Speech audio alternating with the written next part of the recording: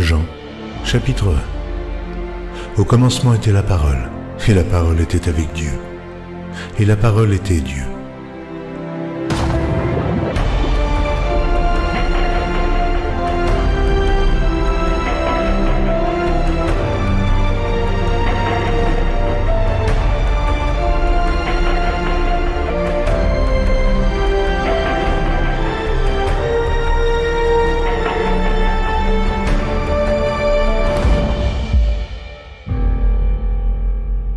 Shalom, chers téléspectateurs de TV Chandelier.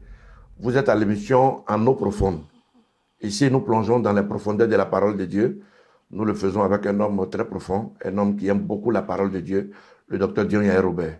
Shalom, papa. Shalom. Vous êtes le président du consistoire des églises protestantes évangéliques de Côte d'Ivoire. Tout à fait. Président de la CEP-Messie.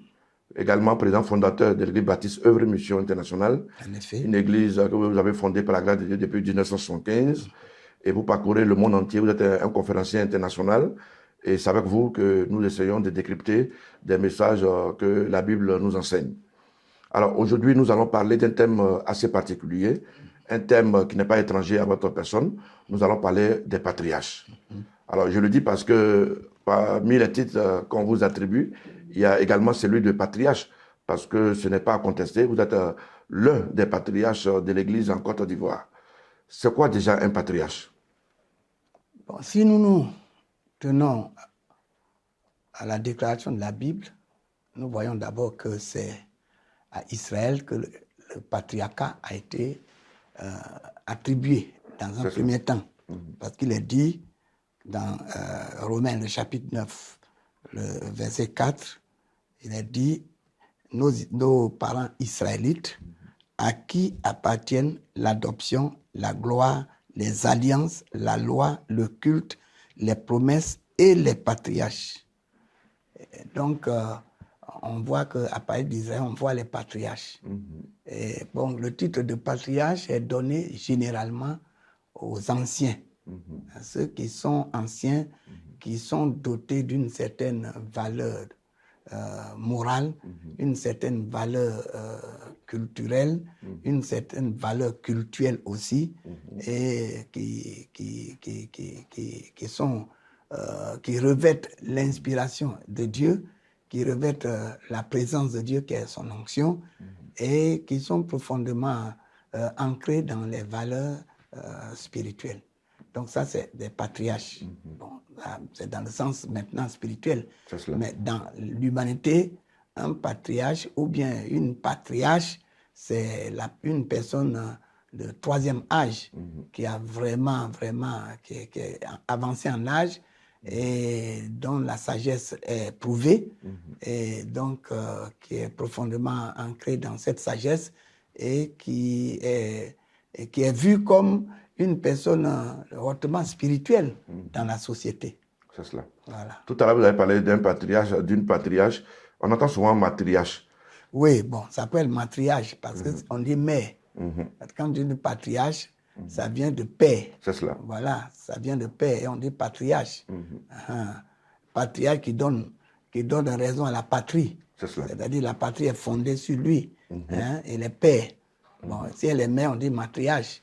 Donc, c'est un peu cela. Et aujourd'hui, on entend beaucoup les mots patriarche pour qualifier les plus anciens. C'est cela. Les plus anciens dans l'Église, les plus anciens qui ont atteint un certain âge de maturité, de troisième degré, alors on les appelle les patriarches. Alors, donc, ça veut dire que c'est lié à l'âge? C'est lié à l'âge, c'est lié à l'expérience et l'âge, en tout cas. Mais on entend souvent dire aussi de certaines personnes qui ne sont pas forcément âgées ni qui n'ont pas d'expérience, qu'on appelle patriarches. Bon. C'est peut-être des abus. Ça, c'est un abus de langage, ou bien un abus d'appréciation, parce que peut-être un jeune peut être très sage et on l'appelle patriarche. C'est cela. Mais il n'est pas patriarche par rapport à la véritable qualité. C'est cela. La qualité morphologique et la qualité de morale et la qualité aussi de l'ancienneté. C'est cela. Il faut mettre les choses à son endroit. C'est vrai que un jeune qui a de la sagesse, on peut l'appeler patriarche. Mais là, c'est un sobriquet qu'on dit. C'est cela. D'accord. Ça nous amène à vous demander, est-ce qu'il y a des caractères spécifiques à avoir pour être appelé patriarche? Bon, c'est pas quelqu'un ne peut, c'est pas, il n'y a pas une école où on va pour dire, je m'avais apprendre pour devenir patriarche. C'est cela. C'est plutôt la vie qui vous forme, c'est Dieu qui vous forme, c'est Dieu qui vous qualifie, hein, c'est Dieu qui vous accorde.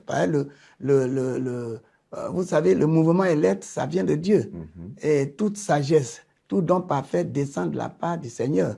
C'est le Seigneur qui qualifie des patriarches à cause des dons, hein, à cause des dons en maturité, donc à travers la maturité, à travers la sagesse, à travers la communication, la profondeur de la pensée de Dieu pour être communiqué aux hommes. C'est à partir de là. Et surtout, c'est fait avec l'âge. D'accord. Voilà. Alors, les patriarches, quel rôle ils jouent dans l'affermissement de notre foi? Ah, ils jouent un très grand rôle. Vous voyez, tout est fondé sur les anciens. Voilà. Même dans la Bible, on parle de l'ancien des jours, à parler du Seigneur. Et l'ancien des jours, il est le premier-né de toute la création. Hein? Alors, on peut appeler Jésus, dans sa manifestation divine, on l'appelle patriarche aussi, parce que il est le premier en tout.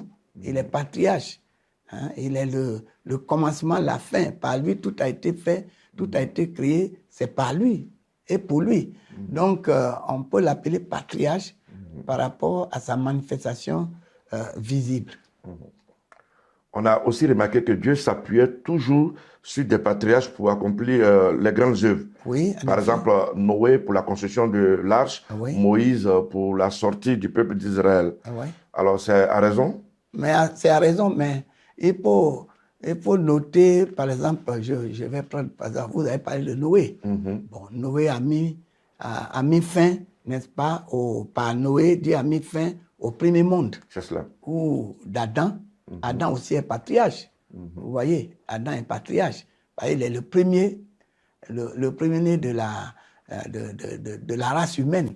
Il est on peut dire par lui, la race humaine a commencé à exister. Quand Dieu a fait venir la race humaine à travers Adam. Donc il est patriarche, c'est un ancien. Bon, après lui, il y a eu des patriarches comme Enoch dans le premier monde, jusqu'à Noé. Et après Noé, on a les enfants, Noé et ses enfants ont été considérés comme des patriarches.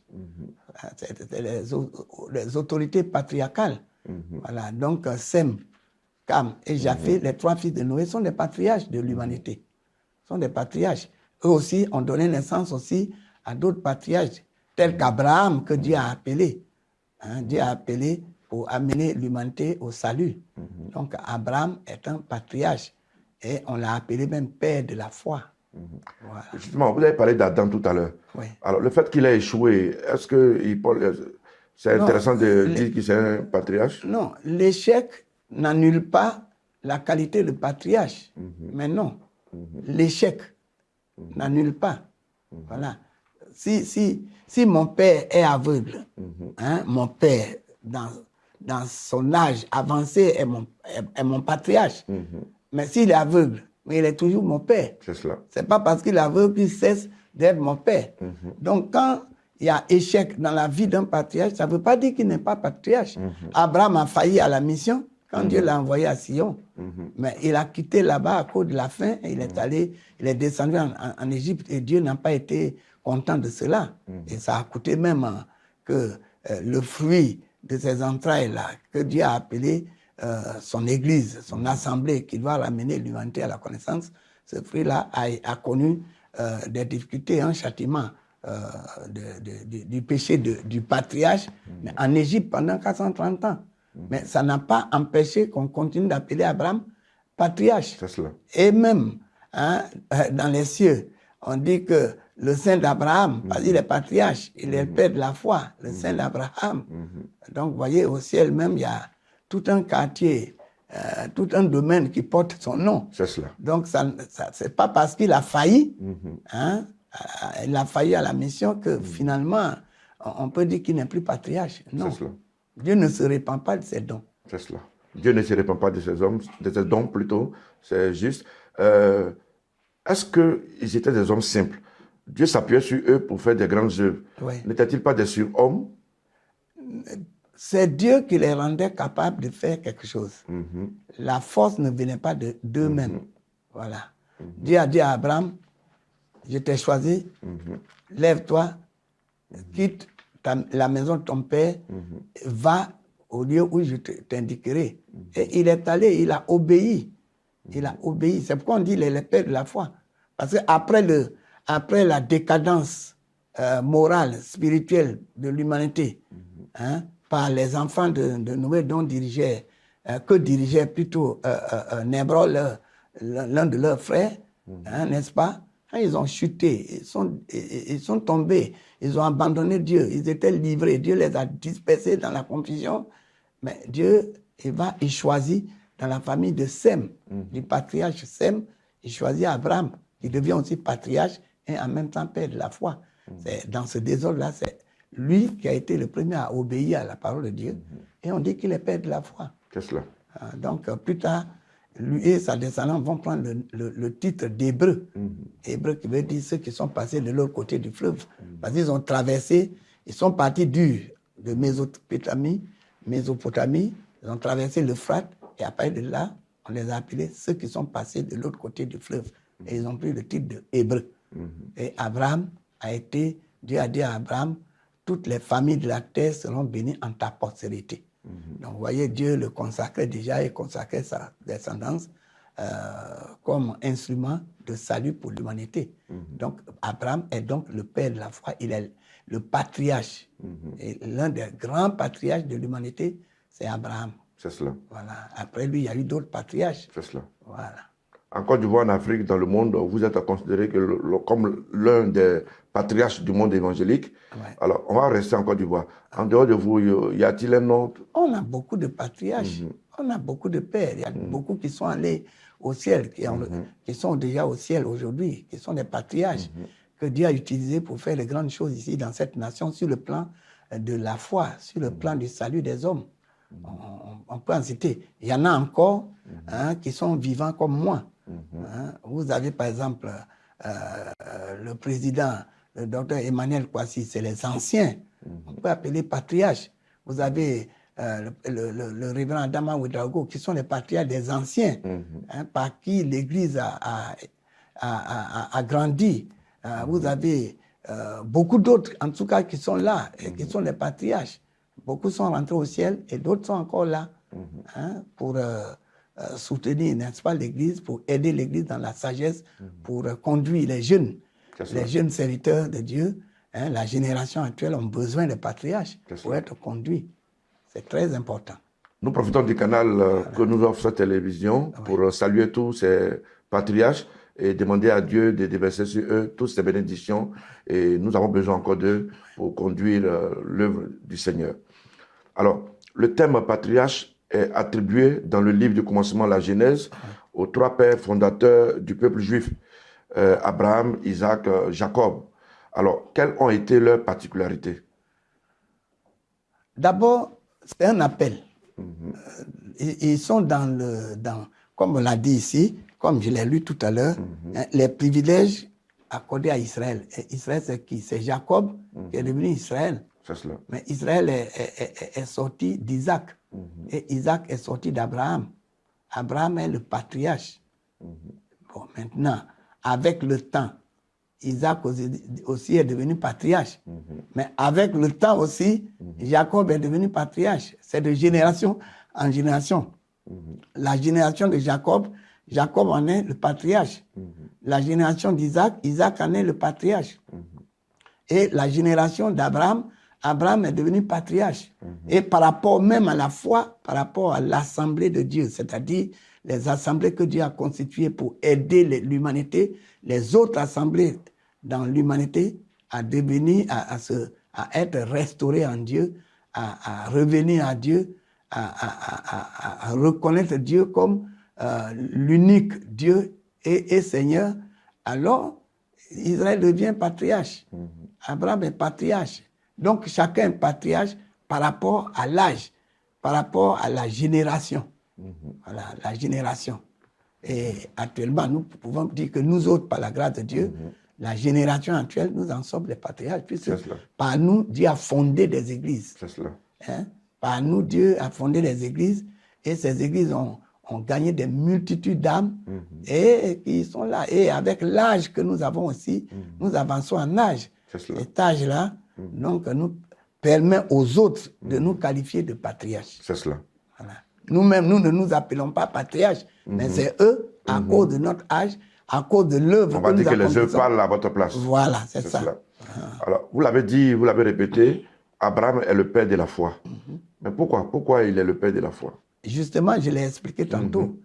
Puisque au moment où Nemrod et ses frères ont péché, ils se sont désolidarisés de la communion avec Dieu, ils ont cessé d'adorer le vrai Dieu, et ils se sont fait une religion humaine, et ils ont abandonné Dieu. Et finalement,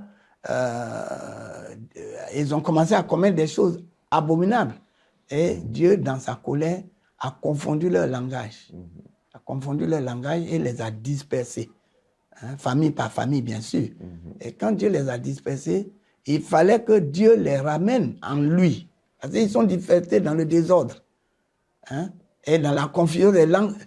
Nous sommes encore jusqu'à présent dans la confusion des langues.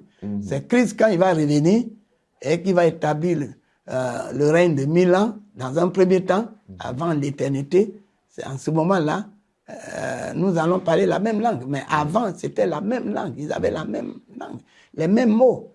Et avec la dispersion et la confusion, il fallait les rassembler. C'est pour cela que Dieu a regardé dans la famille du patriarche Sem et il a choisi Térach, la famille de Térach.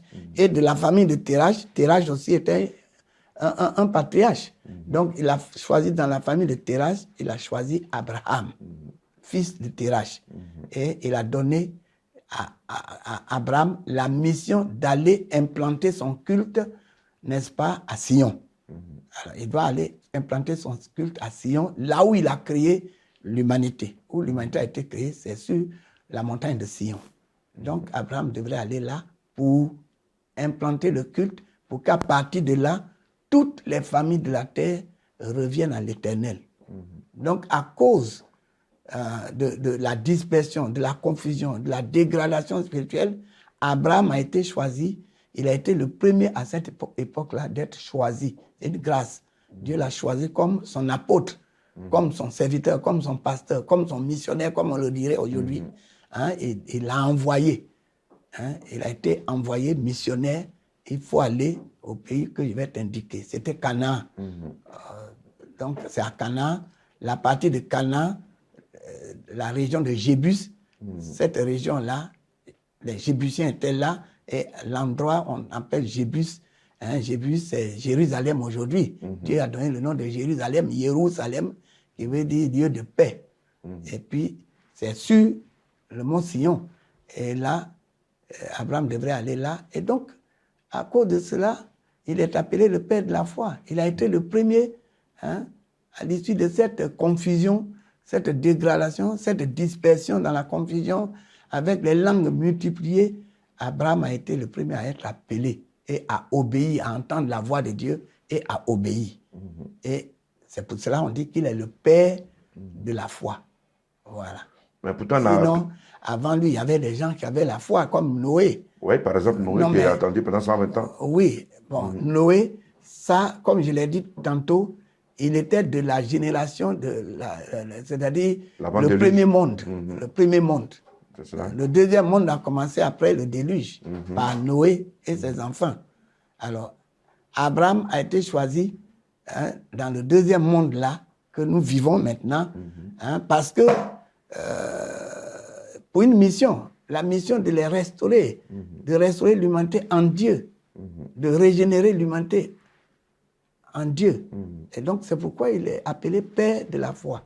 Il a été le premier à être appelé à entendre la voix de Dieu et à sortir sur l'appel de Dieu. Mais pourtant, il n'a pas toujours eu la foi. On l'a vu, il a menti parfois. Non, on l'a vu également, il n'a pas attendu la promesse de l'enfant. Non, sa foi, il n'a pas abandonné la foi, mais à un moment donné, c'est un être humain. C'est un être humain, il n'est pas Dieu. C'est un être humain que Dieu a appelé et il avait faim, il a eu faim. Ah non, c'est pas à cause de la faim qu'il a laissé la mission pour aller chercher à manger. Et comme il a quitté la mission, il est descendu en Égypte pour chercher à manger, et sa femme était très belle. Il a craint les hommes pour dire que à cause de la beauté de sa femme, ils vont le tuer pour prendre sa femme. Donc il a fait un deal avec sa femme, il faut dire que tu es ma petite sœur, il ne faut pas qu'à cause de toi, on me tue. Mais il n'avait pas confiance en Dieu pour le protéger? Non, mais à un moment donné, un homme de Dieu qui est appelé peut avoir une faillite dans sa foi. C'est cela. Il peut avoir des problèmes. Voilà, ça arrive à tout le monde. Ça arrive à tout le monde. Vous voyez, Jésus est Dieu. Jésus est Dieu. Et lui, il est Dieu, il ne pouvait pas faillir. Mais regardez la lutte qu'il avait. C'est cela. À Gethsémane, où il disait, Père, d'éloigner la coupe. il faut que cette coupe soit éloignée de moi. Mais je ne veux pas ce que tu veux. Je ne veux pas ce que je veux, mais je veux ce que tu veux. Ça veut dire que même Dieu... C'est la partie humaine qui voilà. Parce qu'il est totalement homme, totalement Dieu. C'est cela. Ici, c'est son humanité qui agit. Sa divinité aussi agit. Voilà, sa divinité appuie et son humanité ne peut pas faillir comme il est Dieu. Voilà, donc c'est la même chose. Nous sommes des enfants de Dieu, nous sommes aussi des esprits issus de Dieu. C'est pourquoi on nous appelle hommes.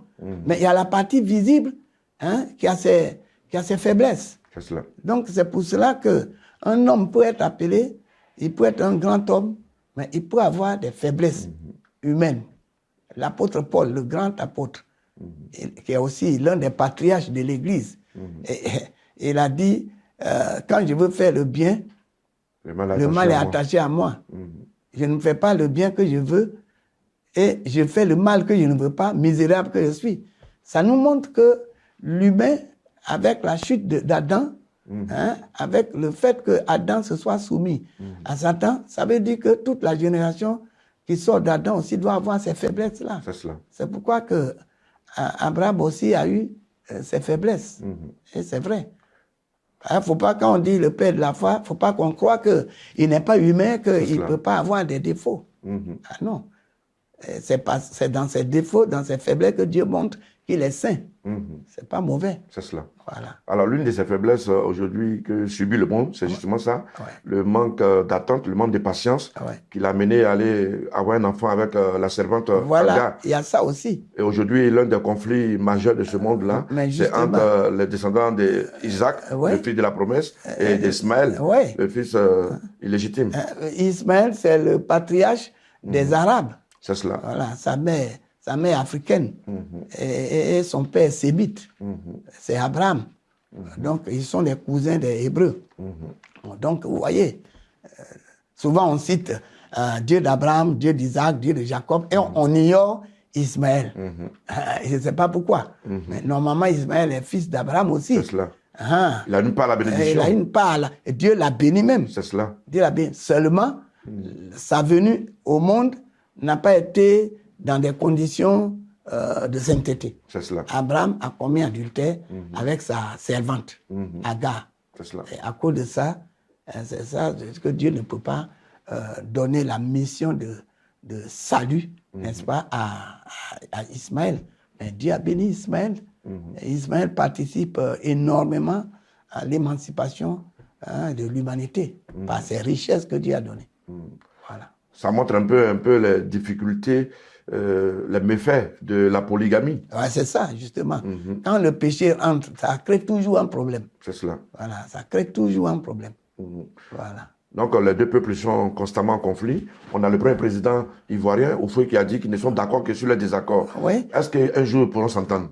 Mais c'est le Seigneur qui va le faire qu'ils s'entendent. Ils sont venus de qui? De Dieu. Voilà, Dieu a dit à Abraham, cet enfant, c'est mon enfant. Je le bénirai. Seulement, il aura la main contre tous et tous seront contre lui. Il sera appelé âne sauvage.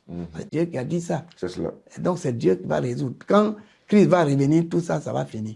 Mais donc, avant ça, c'est pas possible. Non, c'est pas possible. Ah, on a cru que Mais comme ils sont... de temps en temps, parce que après tout, c'est des cousins. C'est cela. Ils s'entendent quelque part. Les cousins peuvent s'entendre toujours. Ouais. Mais le fond de l'affaire est là. Et ce fond-là, c'est totalement spirituel. C'est cela. Demain, la suite de cet entretien avec le révérend docteur Dion Yayo Robert à la même heure.